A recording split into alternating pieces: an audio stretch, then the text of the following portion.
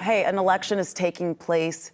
You want to make your voice heard, and tomorrow is the last day of early voting for the municipal elections as well as a statewide election. This Sunday morning on the Georgia Vote, we are going to spend 30 minutes looking at the big races on the ballot. I'll be there. You know who else will be there? My co-anchor, Zach Merchant, who's here now in the newsroom. Zach, this is what is known as an off-year election. That usually means a low voter turnout, but we are here to encourage the vote. Everybody's going to get out there and vote, Zach. Yeah, you want to get your voice heard, obviously, and you know, as much as you talk about off-cycle, off-years, you've been hearing us talk a whole lot about elections. It feels like it is an on-year every year now in Georgia. Let's talk about the state of play. In Georgia right now, there is, of course, no race for president, for governor, or for Congress.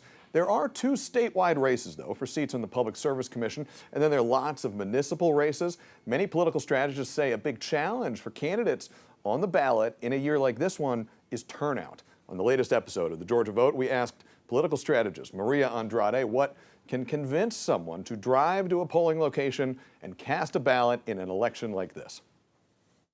Voters, what they really want to see is authenticity and relatability. And I think that in terms of turnout, what all these candidates need to do from a strategic perspective is ensure that they're putting their head down fundraising and not spending the money on anything other than direct voter contact and showing their authentic message out to voters. Now, looking ahead to 2026, we expect a lot of interest in the race to decide Georgia's next governor. A couple of Democratic candidates were out campaigning today. Jeff Duncan, the state's former lieutenant governor who served in that office as a Republican but is now running as a Democrat for governor, he said today he is focusing on bringing down housing costs. He met with community leaders in Atlanta who are also working on building more housing for families. Also campaigning today, fellow Democrat Rua Roman. She launched a statewide food drive. She is a state representative from Gwinnett County. She's asking for a special session of the Georgia legislature to create and address food insecurity.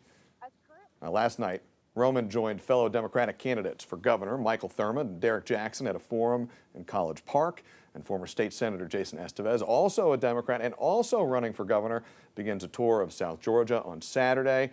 A lot of people campaigning. Get used to it. The primary election is still 6.5 months away, but it feels like it is coming up fast.